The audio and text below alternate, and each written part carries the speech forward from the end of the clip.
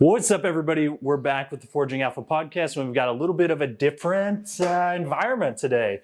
We're in the Garage Gym Gains 2.0, currently in the process of rebuilding, and we're trying something a little bit different today. We're going to be catching a pump, a little bit of an unscripted training session, and then chatting as we go. Chatting it up, cutting it up. Yeah.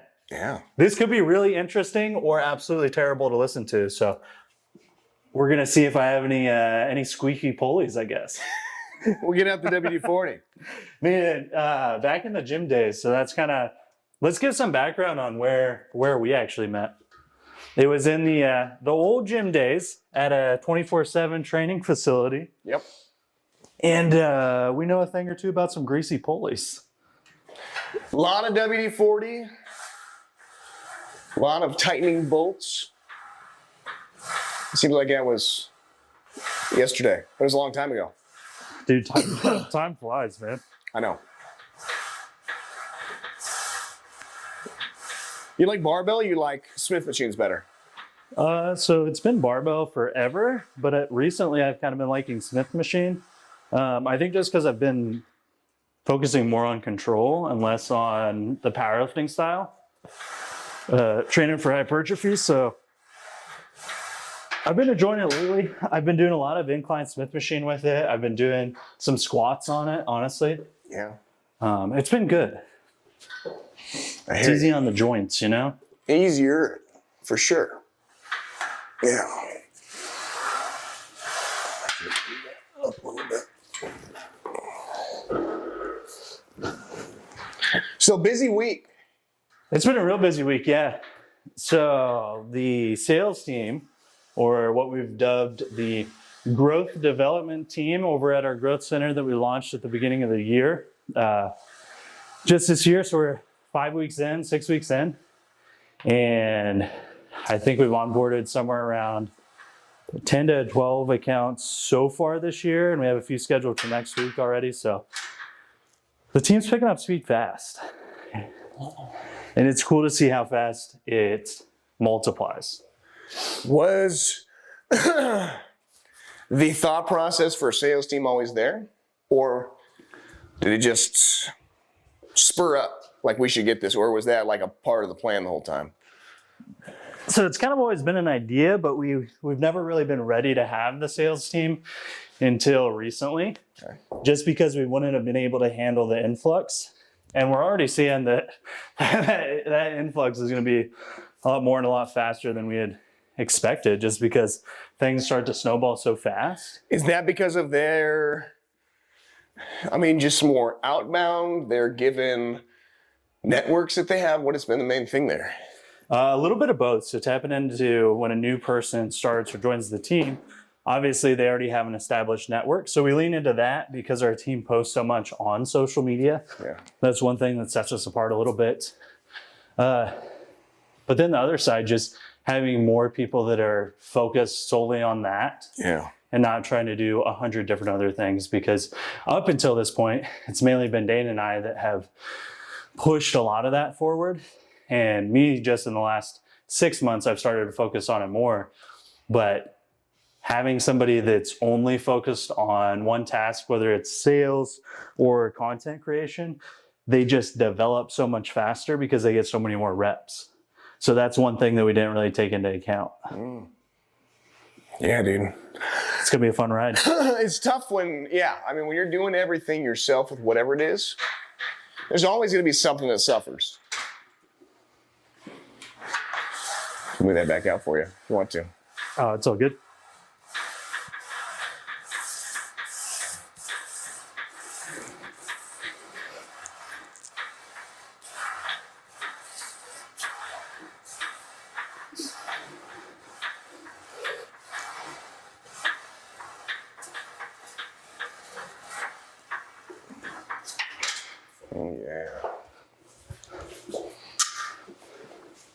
I've been liking training in the home gym. Have you even gone back to flex? Yeah, I have not been back to commercial gym this year. Yeah, we're in month 2. Yeah. Wow. And I don't even have that much stuff in here yet. So No. I mean, I keep thinking that I'm Obviously, I'm going to keep my membership and I'll go back from time to time. But right now, I just enjoy my routine in the morning and getting in the right headspace. My training probably hasn't been quite as intense as it would be in a commercial gym just yet. But Yeah. I think that's mainly just because I haven't, like I was telling you, I haven't structured a training plan yet. I've been shooting from the hips a little bit. Yeah. But still getting it done.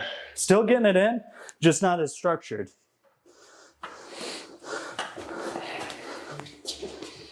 Just pop out. Just popped out. And I just got back from a weekend in Arizona. Tell the people how Arizona was. Warmer than Kansas City. Good being in a room with mentorship and other people that are getting after it, high performers. So, I mean, we've talked about how just getting in the room is such an important thing. It's huge. Being in a environment, but also network of people that are aligned with that. One of the biggest things I think I took away from this weekend, we were talking about that earlier, is since I work by myself a lot, my thought patterns and processes are usually like limiting beliefs. Just because you're not exposed to a different perspective? Yes. Like if I wasn't going to be now flying down there every single month, I for sure am going to talk myself back into the same patterns, the same thought processes that have gotten me to where I'm at, but also the limiting factor in the next phase. And so being around people in an environment that's going to expose that a little bit, it's going to be big. Because, there's just that self-talk and those things that you convince yourself with or the things that you believe are a certain way and they're really not. That is going to get smashed by taking the leap and being in Arizona more often. Yeah, the more often you're exposed to something like that, because I feel like it could be as simple as watching a motivational video, or maybe you go to one of those conferences and you're around that type of environment, or you're just having a really good conversation with a friend that's motivated. Yeah. You get in that like kind of hoorah, I can conquer the world. Let's call it an energy. And if you don't like cultivate that energy and protect it so that you can keep having that conquer the world mentality, Yeah. you fall back into those same thought patterns and habits, because the thing you have to be cautious of is you come back to Kansas City and then you fall into the same habits that created the environment and the thinking that you're already in. So if you just fall right back in and you don't change anything, it doesn't really matter. But now that you have the accountability and the monthly follow-up, that's not going to happen. It's kind of funny how even in self-development, where on paper you're taking steps to better your life and be in a better situation like that, but there's also a huge demographic where it's also just mental masturbation, where the next mastermind event, it's the next motivational video without any action on the back end, and people are just looking like those things can be just as much of a distraction as sitting on your couch and watching 5 hours of TV every single day. Like when it's just motivation, mental masturbation, I need to coin that. But I mean, it's a real thing. Right? I think like we've all gotten, you get the dopamine from it. Yeah, you get all rah-rahed up, and then when it's time to actually do the stuff that you probably don't want to be doing, that you need to be doing, then it's just like, all right, let's look for the new answers in that thing. And that's one of the biggest things I think that I found through mentorship in these groups is like, it's not mind-blowing new information, which you usually go in there expecting to get, right? Half of the time, it's just clarity on simple things that you should be doing repeatably and reminding of certain things. Like you need reminded of things more than you need to hear new information, right? Because we're almost in like information overload at this point. Like there's almost too much information that's then keeping us away from being successful in whatever venture of life that is. That's in anything. We see it in the marketing space where somebody will have a $5,000 budget and they want to go conquer the world and do 85 different things. They want to do Google, they want to do social, they want to do billboards, they want to do everything. And you have to be more targeted. You can't just run around aimlessly. You got to... Meaning that people think that they're missing out on something if they're not tapping into 100 different marketing strategies. Yeah, 100%. Like if you just lean into one avenue, one vertical, and make it work, that's what you have to do first. Yeah, which is tough. Do you wanna switch to push down? Yeah, let's do it. It's kind of tough to do, because you feel like there's a FOMO. There's kind of a FOMO with everything. I think that's what social media and the internet, as great as it is, there's a FOMO with certain things. Like you feel like you're missing out on things if you're not doing it all.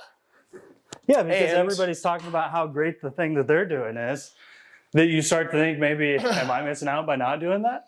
And it's for everything, right? It can be fitness, nutrition, like, oh, this new program. Goes on there. I'm going to jump to this because I'm seeing this person getting these results. And so then you end up being a program hopper with business or development or personal development. It's always like the next new mentor. Like you're going to give it a month or two doing one thing. And then it's like, I'm getting bored. So I'm going to go to the next thing. 1 month it's Tony Robbins. The next week it's whoever. Because even in the personal development space, I feel like that's still 90% of the people. Like hoping that just being in a room is like you're gonna get some golden that's the nugget. method to the madness.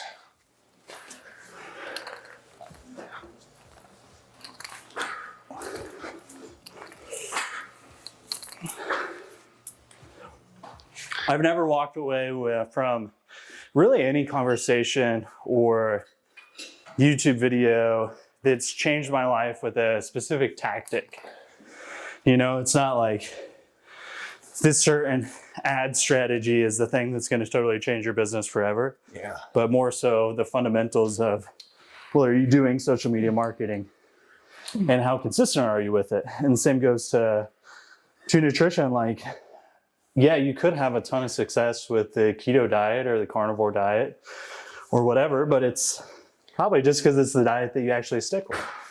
And the last diet that you tried, you didn't stick with it. But if you're consistent and you're in a calorie deficit, like you're going to lose weight no matter what vehicle got you there, right? But the biggest thing is not jumping from one to the other and jumping ship until you have a chance to see if it's actually working.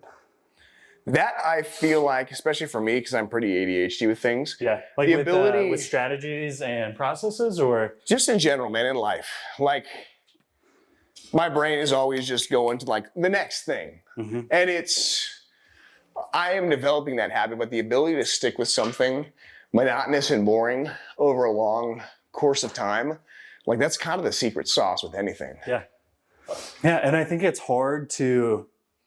I think, at least for me, it was hard to conceptualize that as I was growing up, we say, being 28 years old, but like going through my early 20s, you just have a little bit of a different perception of time where like you feel like you need to be there today because 2 or 3 years is a really big deal. But then like if we look back, it's if we were just doing those small things the whole time, that's how you create a huge movement in your life. And then I mean, I'm sure we talked about the other day, now that you have a 1-year-old at home, like how fast time goes by.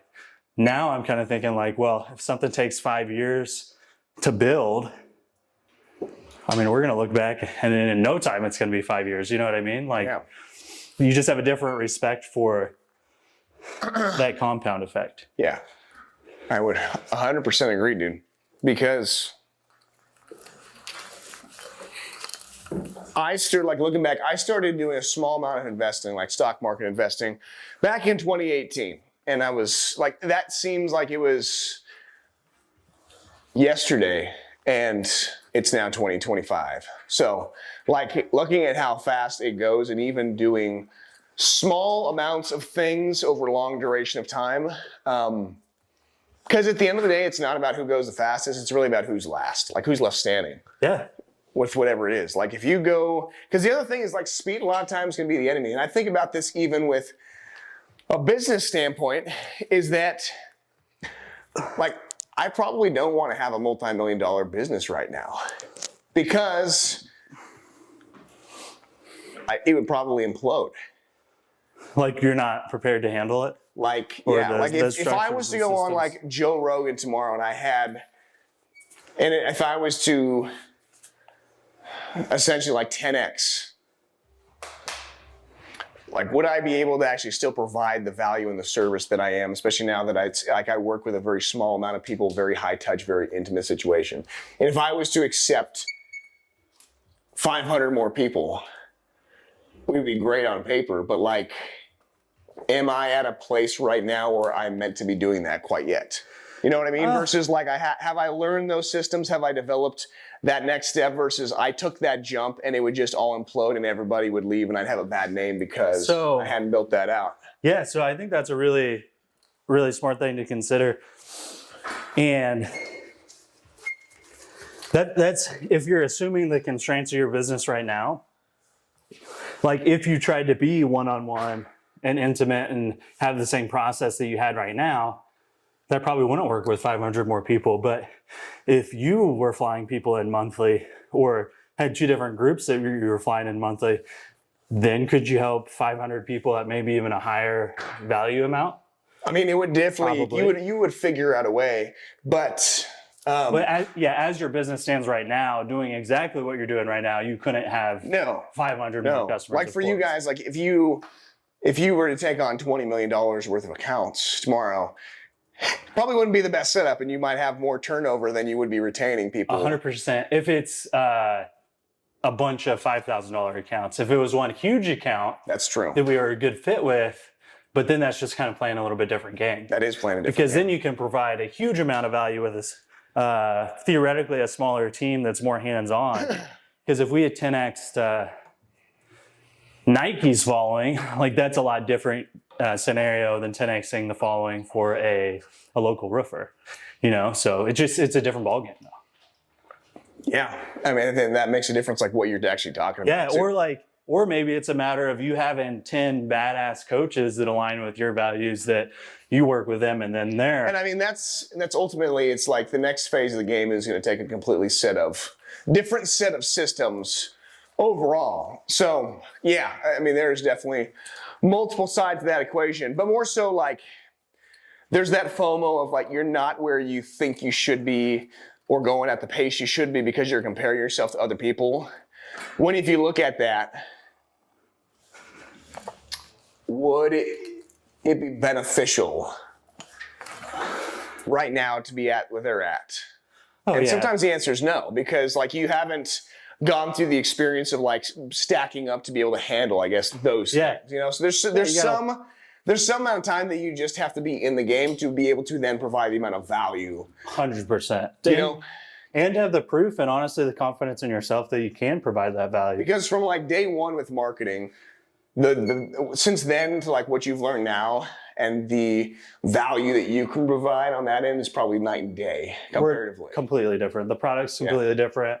Our service is completely different. Our team is completely different in the way they've developed through leadership and their own skill set at whatever their specific responsibilities are. Yep. And it changes so fast, but that's the journey and the hero's battle that you go on gives you that experience, and those battles are exactly where you get the lessons to level up from. Yeah. Yep. So, I mean, that time component of just being able to also provide the value that it would take to handle that. Because I mean, you look at like how long it's taken Tony Robbins to have $1 billion business. The dude's almost 80 years old and he's been doing this for like 50 years. You know what I mean? Like comparing yourself to Tony Robbins at that phase is probably pretty stupid. Yeah. Yeah. And unless you, I feel like once you go through enough of those kind of 10x type breakthroughs, you start to realize that it feels further away than it is in the step that at your current pace, it's 1,000 steps ahead. Yeah. But when you're taking 10x steps, the level that you're playing at and the game that you're playing just changes so fast that it's like maybe it's 5 of those 10x steps. Not to compare what we're doing at all with being on the level that Tony Robbins is. He's been doing it forever. But yeah, and then having the time aspect of just being able to say, I've been doing this for the last 20 years. Like 100%. That kind of experience that you're not going to really run into a totally new circumstance. Yeah. And I think the other aspect of that coin too is doing it for long enough that you're actually still really good at it. Because what I see a lot of people today doing is they want to like shortcut that process where they want to be giving advice to people from a business standpoint when they've never built a big business, right? You got business coaches that have never had a business trying to give people advice for a living. Or like you've got, nutrition coaches or fitness coaches that want to work with a ton of people, but they've never worked with a ton of people before, it builds the credibility, right? Yeah. Like having the proof that, it's great if it sounds like you know what you're doing, but if you have proven that you can help somebody else get to where you've gone, you have a lot more credibility. Yeah. Yeah. I mean, there's a lot of people that try to just shortcut that process of it worked for me and I can do it, or I think I've got the concepts of what would work, so I'm just going to expect 1 million people to believe me and pay me for it. Yeah, I heard some other people talk about what worked for them, so I think I should be able to teach you how, right? Right. So, I mean, think about like your experiences, like even in like car dealership, gym space, like there's probably accumulation of, how many years of you having background marketing and sales experience before you were actually in marketing and sales? 100%. I've thought about that recently, that it's kind of crazy the things that I've been doing over the last 10, 15 years that put me in the perfect position to succeed in this role. That you essentially, because it wasn't like you just came into this without any background experience. You essentially had a 10-year period where you had those experiences before that translated over. 16 years ago, I was in 7th grade doing YouTube videos and stuff. So I was already on a camera and saw kind of some of the power of media to begin with. It's been longer than that. Yeah, it's been a while, and then getting into different types of sales, both B2B and the high churn or high reps of doing in-person gym membership sales. You did that too. You talk to 10 people in a day. You get a lot of reps doing that. 100%. Before, when I was at a group fitness gym, I was talking to 200 people a day. Yeah. I was doing check-ins, which, was a precursor to what I'm doing now, with sometimes up to 15 of those people per day. It's not like you just started online coaching because you like sports. No. You have a pretty serious background, dude. Well, and I was telling, me and AJ were filming a podcast talking about this, where I was doing nutrition consulting and coaching the week after I graduated. I had teammates who were paying me to write their programs, and it was always kind of a third fiddle thing because I felt like I needed to have a real job. So I had between 2018 to 2022 where I was working with pro athletes. It wasn't I just decided that I was going to take that next step with Game Time Nutrition. I had multiple years where I was working with some of the highest level people in the world and building up that rapport and figuring out what worked. And then I decided to make that jump, which has made success on paper quicker than the average person that just decides one day, I'm going to go into fitness. Yeah. Right? I had built up rapport and proof over the course of several years before then I decided make it my full-time thing, which, some people can start from ground zero and then build that up. But somebody comparing that to my story to theirs of, they're 18 and they're going to try to go into nutrition and just start that. It's no, I built up a lot of trust with people and given a lot of things away for free and helped a lot of people before I ever started just going all in on that one specific thing. Yeah, and I feel like that might be one of the downsides of social media in a way, is that you have so much more access to everybody's lives and everybody's situations if they choose to share about it. And you don't see that whole process that led up to where they are now. That's the same thing when people talk about the overnight success. It's not really overnight. You didn't see the 16 years, the 12 years, the 10 years, the 5 years that led up to that. Yeah. The growth just hits an exponential point. Yeah. But all that work that was leading up to that was compounding over time, 100%. like you mentioned. And it's not just something you're going to jump in and skip all those steps. And then you see all these advertisements for make your first $10,000 in the first 30 days. And you get people that are starting from ground zero. And it's maybe you'll do that, but how good of a base of your pyramid are you building? If you're starting from absolute nothing to getting that where it's like purely like transactional work. And then, cool, you do that in a month. What does month 12 look like? Are you still at that same pace, or is it just transactional and everybody's leaving you and nobody's referring other people because you're absolutely dog shit at what you're doing right now? Yeah, because that's how you really win, is having a good product that then a lot of people know about. So there's a lot of people that try your product, have a good experience, get good results from it like you promised, and then they tell all their friends. Yeah. But if you have a shitty product, shitty service, you get a bunch of people to know about it somehow. Maybe you jump on Joe Rogan and you get millions of people in the door. If you can't deliver, then that bad taste is in everybody's mouth as well. Yeah. And that can be the worst marketing that you ever have, because now there's just a lot more people that had a bad experience. So you got to be ready for it 100%. But at the same time, though, you can't keep the fear of not being ready for it from taking the step, because the step and falling forward is what makes that growth happen in the first place. And there's going to be periods where it's a brand new thing, and you're probably going to suck at it, and you're probably going to piss somebody off. 100%. You know, and so it's like you can handle that with grace and try to improve on it and make sure that experience for that person was good, right? You know, if that's the way, the direction that it goes. Yeah. And then keep leveling that up, because, I mean, I'm sure you guys have had it, but like there's been times where looking back now, it was like, compared to what I know now and what I provide, I was probably giving that person a shitty product. At the time, I didn't realize it because you don't know what you don't know. But like in hindsight, you're always like learning the next best step for doing that. And there's always going to be, you know, things that you're growing with, and looking back, you're like, and in 5 years, I'll probably look back to right now and be like, that was a terrible way to go about things. 2.5 years ago, we had 7 people in a basement. Now, the beginning of this year, like I said, we opened the growth center. So 2 locations, like 30 people. Yeah. We've grown a lot over the last 2.5 years. And our company, both in terms of our service, our internal processes, everything looks completely different. And there's certainly been opportunities where we've worked with great people, great business owners that I wish we could have a chance. And a lot of it comes around eventually, and we have those opportunities, because even if we drop the ball somewhere, we've never burnt a bridge in the way that we treat people. So we always have a good name in that aspect. So those opportunities come back around.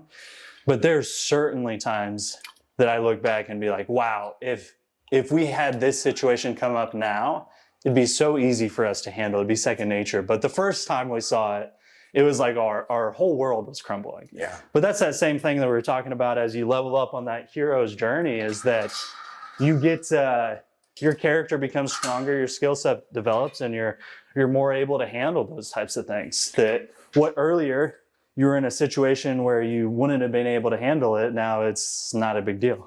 Yep.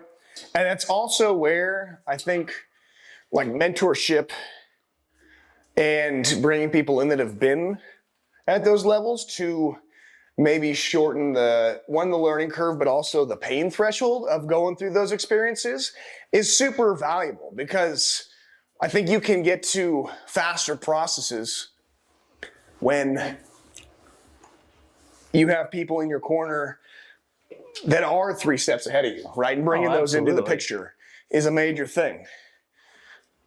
Most people look at it as such a transactional thing of like, I don't want to pay that money for X, Y, and Z. But at the same time, if that is shaving off years of that learning curve, improving your reputation quicker, where you don't have to spend that many years in that pain aspect, man, like that's one of the biggest benefits of who you're surrounding yourself with. Well, I really like the analogy that Alex Ramosi uses about the ignorance tax of not knowing how to do something, like the ignorance tax on not knowing how to make $1 million a year. And like every year that you're making $50,000 a year because you don't know how to make $1 million, that's costing you $950,000. So if you could pay to learn how to do things differently and not go through the years of time it takes to get there, it makes sense. It really does. But that also takes that courage to step into the unknown, especially if you haven't done something like that before. Like, let's talk about in your circumstance. Now there's been a couple times where you've paid a decent chunk of money to have access to people for mentorship. How much easier was that jump to make the second time than it was the first? Significantly more. And why is that? Because I'd been there and I'd done that. And I had seen the improvements from the first time. I was in a different position because of that. Because it helped me significantly grow the business in a sustainable and predictable way. That now this was kind of a no-brainer. And honestly, now I'm kind of like in phase 4 of that. I'm back to kind of that butthole puckering stage of like, now it's not just bringing on a coach, it's me traveling more, it's being away from family more, it's figuring out the logistics of that. But at the same token, the upside again is probably a 10 to 20x of what I'm doing. And for me, it's getting more face-to-face with people. It's building more connections, which ultimately at this phase, it's like, most of my things have been virtual, non-interactive in a one-to-one sense, like in person with people, which is awesome. Like I want to be location independent and have those things, but I also build way better connections in person with people. And I feel like that's one thing I've gotten away from. So kind of reversing that to where now I'm going more so into that direction and amplifying that I feel like that's going to be the next step for me. Like it already is becoming the next step, but it's going to be the next phase of growth is being one in a container of successful people that are thinking differently. That's going to open me up to that more expansion. It's going to be very uncomfortable because it's going to be more risk, more challenge to step into the unknown, but also I'm stepping into a place of new networking, people that are more in line with that, future clientele. So the biggest jumps in development and growth for me have been in those stages where my butthole was a little puckered. Got a little bit tighter because we're doing something unknown. And I think you got to keep looking for those stages because you have to be searching for the growth. I mean, Tony Robbins says that progression is found in happiness, or happiness is found in progression rather. And that's exactly right, because if you're not leveling up, if you're not finding those uncomfortable states to develop into, then you're not progressing, and then you're just living the same life that you were for the last 10 years. So if you can keep finding those ways to take those steps, I don't know if it really gets easier, but you start to realize that fear and the steps are the signal for the direction it you almost need to go becomes in. the marker for it. So which I've heard people say that before, but until I had some life experience to build context around what the hell that meant, I didn't really get it. And it's easy to talk about that and say, yeah, but at the end of the day, it doesn't make that step any easier. Like it's like getting a cold plunge. Like if you know if it's good for you and it's going to be beneficial, it doesn't make getting into that cold plunge any easier when it's 30 degrees. You still got to take the step, right? Yeah. It's like we know that if we move more and we eat better, eat healthier, eat whole foods, then we're going to lose weight, feel better, and look better naked. But that doesn't mean people do it. No.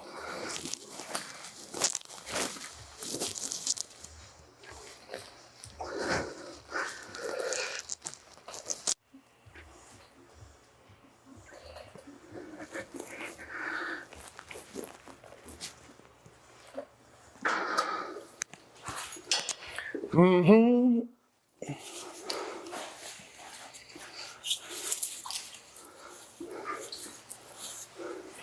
How'd you set that up? Were you just doubling that up like this?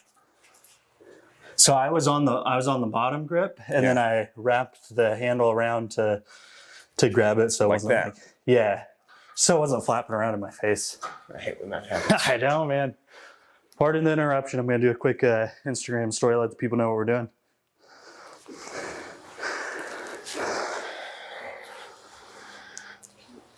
We've got something a little bit different coming at you. Probably drops next week.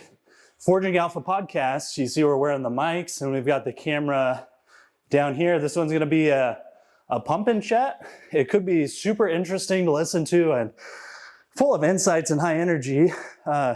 or you could just hear the squeaky pulleys in my home gym and Caleb grunting. So Yep. Hey, buddy!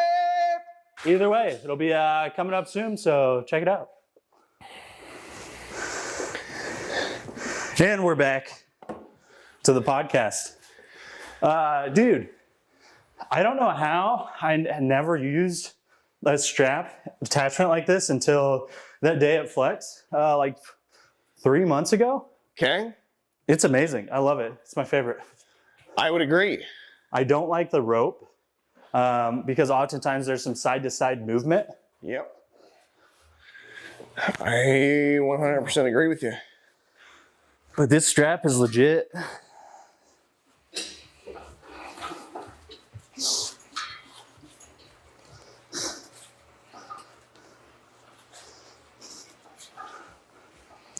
So back to our conversation. We're talking growth, being in positions where it's a little bit or a lot of bit uncomfortable. Being able to consistently do things over time. And ultimately, like, that's it. It's like if you go to mentorship, you're watching YouTube videos, and there's no action on the backside. And for me, like personally, like personal experience, personal takeaways from these things, I tend to be a procrastinator by nature. So, for me, even if it's not information, like brand new mind-blowing information with this stuff, for me, paying to get in the room, paying for that accountability, because I know now I'm going back to Arizona within a month.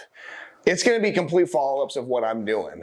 And like, it's a catalyst of change for me, right? And if it takes that money or that time or that energy in order to do that, it's like, that's probably worth it right there. Well, that's going to do the same thing for you in business that it does for your clients that you help with their fitness and nutrition and 100%. performance, because if you can work with somebody to develop in that area, I mean, that's going to pay off tenfold. I mean, and honestly, like that's what the biggest thing that I found even with this is it's not new information most people need. It's the accountability. It's the accountability and putting it in a way that fits around your goals and your lifestyle, period. Yeah. Obviously, there's a lot of back-end work on my end to get that there, which, like with mentorship, I'm investing in their 1% genius, right? To be able to lay things out for me in a way that I wasn't looking at things or developing that way. So obviously there's that aspect, but at the end of the day, like most of us are absolutely terrible about self-accountability. And so you can either fight that and keep trying to do it on your own, but if you recognize that in yourself, which I would say even 90% of high performers are still crappy with that. It's human nature. And so if you find some catalyst to get you on board with that, then that's worth your money and your energy right there.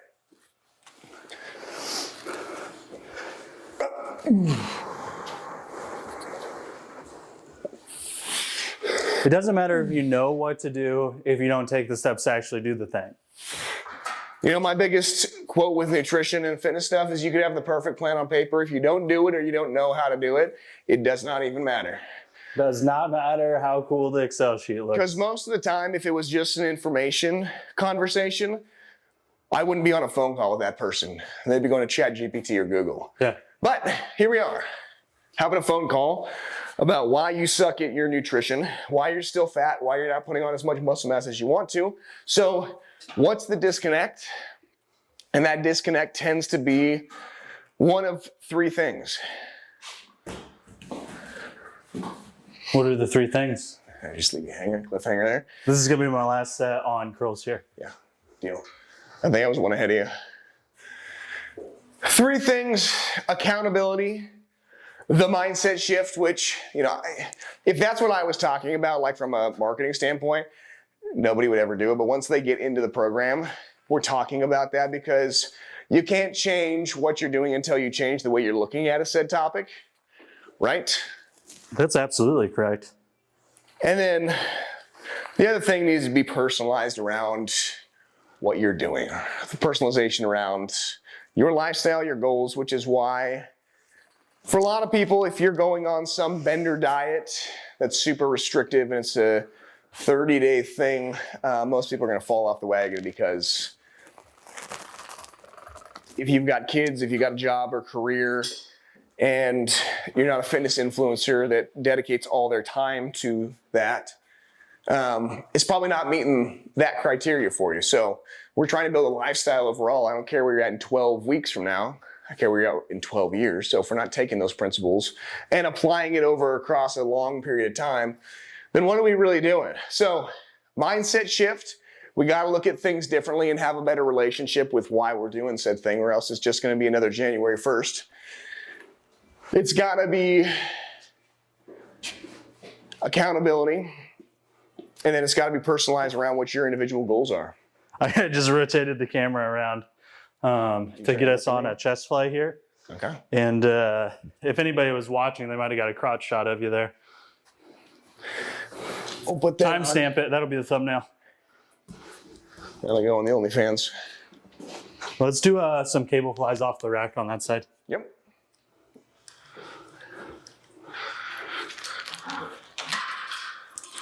You like your high to low, don't you? I do.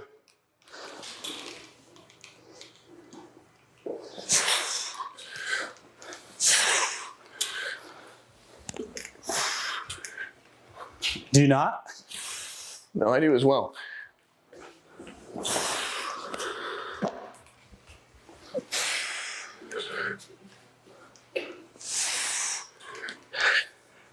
Yeah, and part of the paying somebody to help get you to where you're trying to go.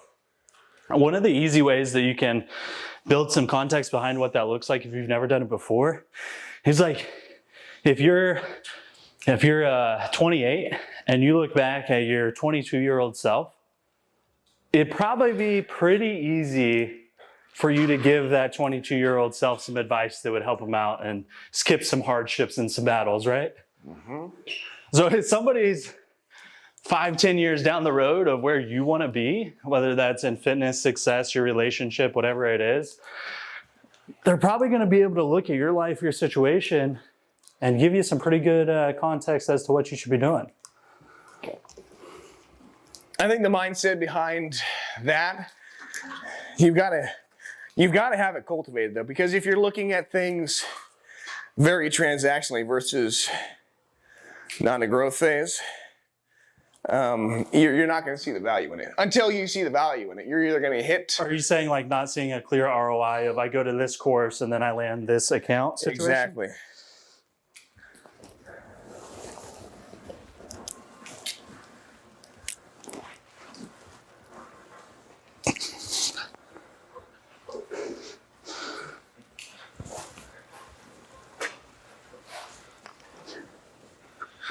Yes, sir. I really like what Steve Jobs says about not being able to connect the dots looking forward, only backwards. And he mentions a calligraphy course that he took when he was in college. I don't know the saying. You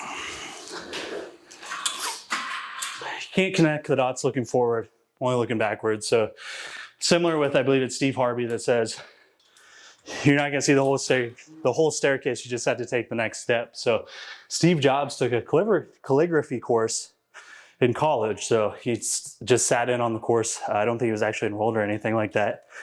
But that's where they teach you like the different font styles and stuff like that. At the time, it's the way that you would write with a pen. Yep. And that's what went into the different fonts on those first Mac computers. But until he was at that point, he didn't understand the relevance of what that course had taught him. So you could pay for something now that down the road pays off in unbelievable amounts, but you don't know that until you get to that point. So you just always have to cultivate the mindset that if you continue to develop your own thinking and your own processes, eventually you can make it pay off. But if you go into something like that, assuming that you're not going to have any benefit from it, then you can be damn sure you're not going to get any benefit out of it.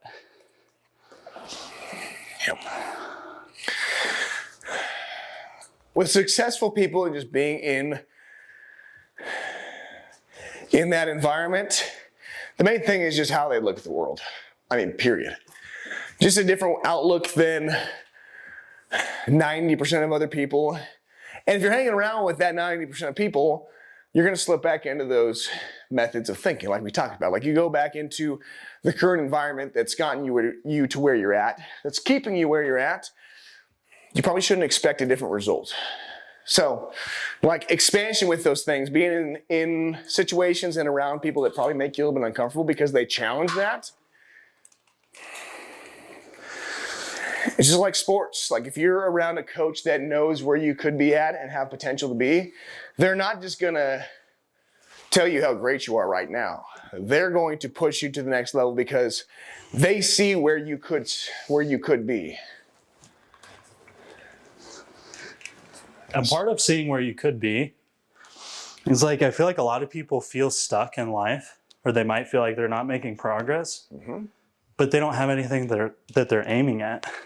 I mean, we've talked about that a lot, that if they're just going through life doing the same things, maybe they're focused on what they don't have. That's what they get more of. I don't even know if a lot of people realize that though. There's a disconnect because they feel unhappiness, but a lot of times they don't connect those dots to actually why. And I think like you said, a lot of times because there's no destination. If there's at least a destination, you've got some end point to either keep pursuing or pivot towards. But if you're just driving and there's no like set destination, you can't make any of those adjustments, which is where like you could be aiming at something that long-term isn't the right move. But at least if you've got that set destination, you've got the ability to adjust and pivot. You can't adjust and pivot from no target. You're absolutely right. You are totally right. And then people have this feeling of wanting perhaps more, but they haven't identified what exactly that more is. They might think that it's money, but it's actually time, or they think that it's having the freedom, but it's something else. And if they have that feeling of wanting more, but they're not doing the steps to change their situation, I think that's a big part of where a lot of people's anxiety comes from, because then they're just constantly distracting themselves, whether it's with a phone or with whatever they're doing, instead of actually taking a look at their life and making progress towards where it is that they should be going. Yep. I had something I was going to say and then I completely forgot. Your chest stole all the blood, dude. I know. So you were talking about destination. Having a compelling vision. I feel like over the last 2-3 months, I put a lot of time and a lot of focus, especially in the mornings, of like envisioning what I want my life to look like. And I feel like in those 2, 3, 4 months, I've made more progress than I have in the last 2-3 years. Yeah. And that's awesome. I'm really intentional about what that looks like though. And when I start to pick that apart and realize it, I've had those same scenarios throughout my life that like I've envisioned exactly what our life looks like now, like a decade ago. Like even as close to the truck that's in the driveway, like that was the most expensive truck I'd ever seen when I was on our showroom when I was selling cars making 30 grand a year.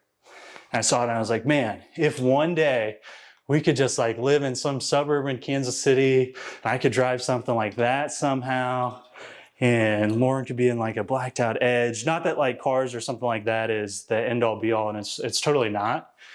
But at least for me, like being able to point at a materialistic thing has been something that's easy for me to envision and kind of wrap my head around. And what I've been doing lately is taking the morning time on the treadmill, like while I'm raising my energy levels already, to kind of envision what I want my life to look like in 2-3 years. And that creates a really powerful motivation that when you start each day like that, that's going to change the course of what those thoughts are going to look like throughout the day. Because like earlier we were talking about somebody being in the same 90% of thoughts today that they did yesterday and the day before. And when we're going through our same patterns every day, I mean, that's bound to happen. But when you start your day with that kind of intention, it kind of puts you on a different energy level, and then you're looking at the world differently. Absolutely. And this was a topic we discussed about over the weekend. Was money is only a vehicle for what people are looking for. Like, money is not the end all thing. What is that aspect for money that you're looking for? And a lot of people don't identify even that. Like, you could be on paper very successful with something and be completely unhappy because you haven't identified, like, what is that money supposed to be leading you towards? So if you're sitting there with all this cash and it's all selfish motives, or it's not leading towards an outcome in life that is beneficial, then what's the point? Because ultimately, like, money's been made to look like the be-all, end-all. But if there's no vision behind that, with how you're helping out the world, or you're creating a better situation for your family, if you're able to be the one that is able to pay for your parents' retirement home, or whatever that aspect is, like, if that's not there, there's always going to be unfulfillment, probably just as much as if you were just dirt broke, right? I totally agree. So, and like, over the past weekend, like, there was people that didn't want to be millionaires in that room, but they had taken the time to identify that gaining back their time was the biggest asset. And like, obviously you're sacrificing some things with that. You're probably not going to have $1 million business, but if spending the majority of time with your wife and kids and family is that, then that's success, versus most people just look at more and more and more as the metric for success. But Yes. for some people, that's just leaving you in a worse off state than if you had had nothing. You got to identify what your North Star is. You absolutely do. And that's not falling into the trap of just assuming it's what everybody else is chasing, right? Mm-hmm. If you're not into cars, don't get a nicer car just for the hell of it, or just because you can, right? And that goes across everything. Like, because keeping up with Jones is a very real thing as well. Like, when guys start to make some money, and then they think they need to go spend it all on all kinds of stuff to look like they're successful, I mean, they're no better off than anybody else is, you know? And that's intentionality, right? It's just moving to move. But when you start to build those systems that can generate a lot of resources for your family and your business, and the systems that free up your time, not only are you going to have more time to do what you need to do, you're going to make more money because of it, because you can actually scale your company. Yeah. I mean, we see hundreds of business owners a month, and it's pretty easy to pick out where, well, there's a pretty hard ceiling to this business because Mr. Business Owner is an employee of himself, and he's stuck in the business trying to do all the things. Mm-hmm. And I mean, we've seen it with our own growth. And when you take the time to 10x your own actions, you start doing the 2 or 3 things that actually move the needle the most, and you start to delegate or build systems for the rest. Not only are you going to have more free time, but you're going to be creating more leverage in the business. But you start doing different things, and that's uncomfortable at first, because a lot of times it even feels like you're not doing enough. Mm-hmm. That's tough, though. It is tough. It's not easy, but then again, what's the alternative, right? Being stuck in your business. Being a slave of the business. What, are you good on chess? Do you want to do something else? Yeah, I'm done. We're setting a poor example of having a plan going into a program, but I think we kind of set the disclaimer at the beginning that this is going to be a pump and chat. Yeah. Pump and chat. The chat's going well. My pump's going well. It's Saturday. We're off program today. My Saturday workouts are some of my favorite ones. So what I was talking about earlier, as far as when I'm going back to a commercial gym, and we have a great one that we go to. Commercial sounds wrong, but public gym, I guess. And in my head, I'm like, well, it makes a lot of sense to train here before work, because I don't have to mess with getting ready at the gym. Yeah. So that leaves like Saturday or Sunday to go down to the gym. But then it's like, well, or I could have no time limit on my garage gym workouts. So I don't know when I'm going to make it back down there. You might just have to try to buy some of their equipment. That might be the case, man. Mm-hmm. Rows. T-bar rows. Okay, let's do it. Let's do it. We'll grab this barbell, and then we've got, do you see the T-bar attachment over there? Oh, yeah. I got you. Yeah. We'll throw this guy down there. Yeah, so we do this one. We wrap it up. Yep. Creeping up on an hour, my friend. Time flies, man. They are. A lot better pump than I normally have after a podcast. PUMPCAST. I like that. PUMPCAST. That is good. That'll be the name of the You wanna tighten that bad boy down? Anything's gonna come out? Boy, the home gym mirrors make a huge difference for the gym. I agree. Big difference. Do you want this camera somewhere? Or you like it right there? Well, have you hop on this first one, and then I can kind of move it around until.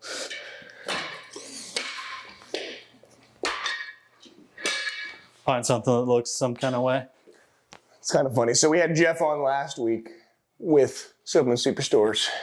Like, if you walk around in Kansas City at any point, you're going to see S2 gear on. And like, we didn't even coordinate wearing this, but I'm wearing an S2 shirt and you've got S2 shorts on. It's pretty funny. Dude, I can't walk into a gym in Kansas City and not see it. Which is just what I love to see. I think we're gonna, might have a little bit of a reflection, but we might shoot this one into the mirror.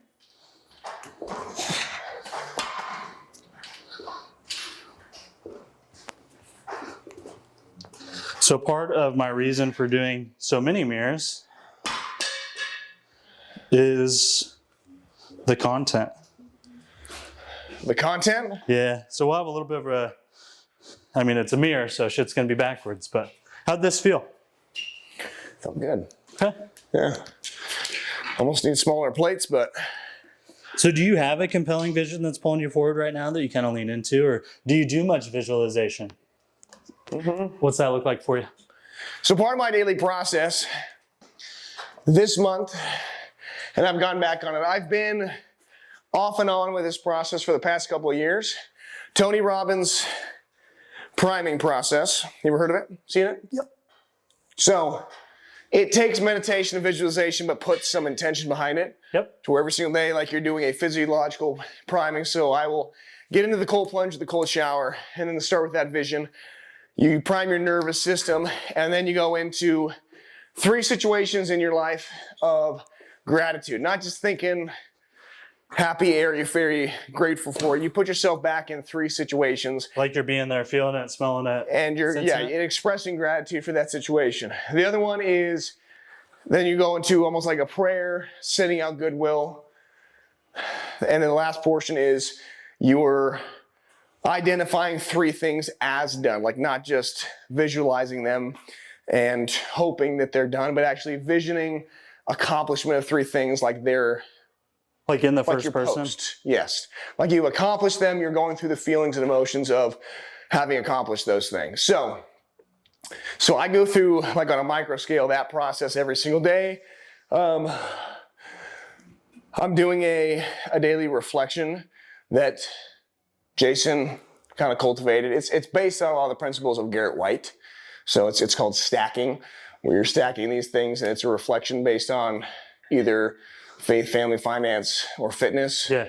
And identifying those things, identifying the facts, where we're telling ourselves stories versus where we actually want those facts to be leaning into. So like those are multiple practices I'm doing on a micro scale to help with that thing, reflecting onto the vision. So yeah, I mean, I've got my vision also written down and out, like a 2-year cumulative vision between all those principles of Core 4. And obviously that's becoming more of a thing as I'm a dad, right? So the vision I want for myself, but also my family and my kids. I'm not going to go too much into detail about what those are, but envisioning how our day-to-day process is, the systems and routines that we have, where we're living, and then what is going to be necessary to facilitate that, right? Retire my wife, be able to educate our kids the way we want to. So yeah, I'd say it's stronger right now than it's ever been. I'm already noticing that. We saw baby Hughes yawn on the ultrasound on Friday, so that was pretty crazy. I'm excited for that. Guys always say it brings an extra motivation, and not that I necessarily needed an extra motivation, but grateful for the opportunity to be bringing a little one into the world. Also thankful for their perception and the perspective that that's got to give. I mean, we've talked about it before, and there's been plenty of dads that I've talked to about it's not just about you and the wife anymore. Which, I mean, honestly, the responsibility of those things is, again, it's a catalyst. Like, it's coming whether you are ready for it or not. And you can make that the best situation possible, or you can slack off and deal with the repercussions of that. But it's easier when it's just about you to maybe let some of those things slide. Now that you're forced into growth, forced into change, I mean, you're going to figure it out, you know? And I think that that's the biggest driver of change is you kind of get backed into a corner, for lack of a better term.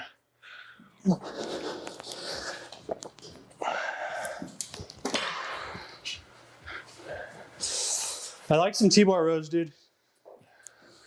They're good. You like chessboard? Or you like free balling? What's that? Do you like I'm chessboard? more of a boxer brief guy. Do you like chessboard or rows? Oh, I do. Chessboard, T-bar rows, or do you like? I don't. like To be honest, freestanding? I don't love chest supported T-bar rows. I like chest supported rows in general. Yeah. Not as much on the chest supported T-bar though. I have gotten back to some of the basics training here in the home gym. I've enjoyed it.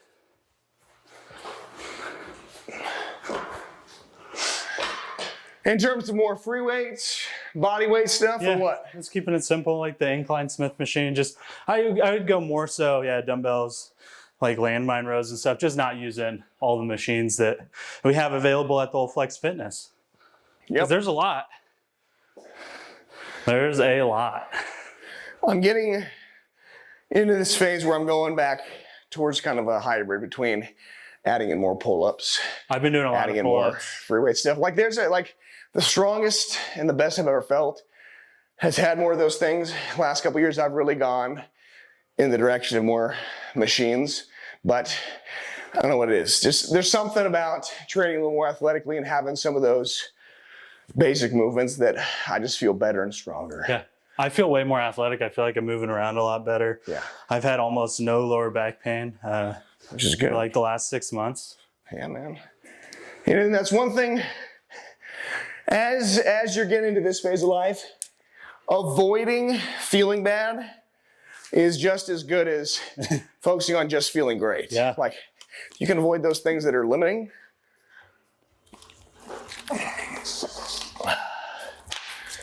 Because I've had a couple little aches and pains, and when you got to be chasing after your daughter, she wants picked up, and you got to be squatting down and doing it, and your lower back feels like dog shit. It's not the most fun. No, I'd imagine that probably doesn't. Or your hip.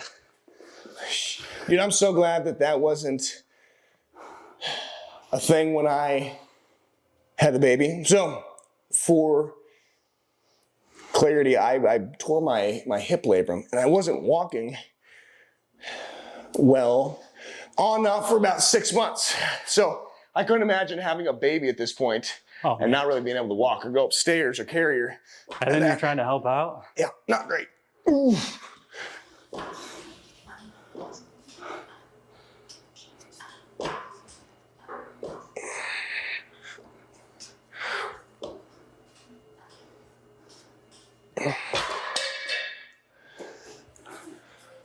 I think I'm gonna do like one more here. One more set or one more plate? One more set. Yeah. You want another plate? Whatever. I'll probably do one more set here. Okay. You can throw it on. Call it a day? Yeah, let's do it. Let's just it, dude. Un mas, senor. I was pooping my pants and puking all over the place 2 days ago, so Minor recovery, man. we're doing this as a recovery day. Recovery day. Nelly.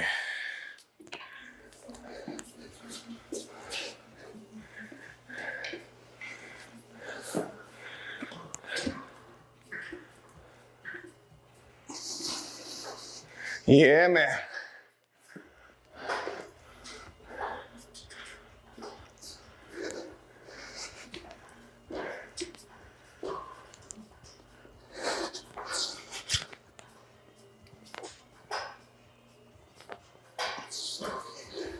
Beautiful. Beautiful.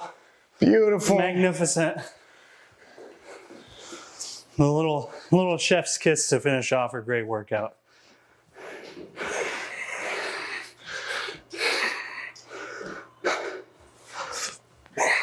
Got some quads spilling over the side, dude.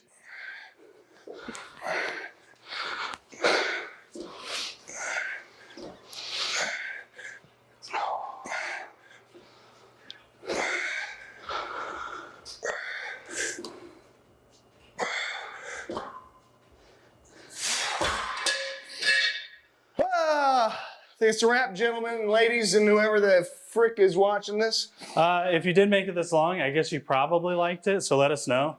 If you already left this, then you're not going to hear the message saying to let us know. So if you liked it, let us know. We'll do it again. Peace.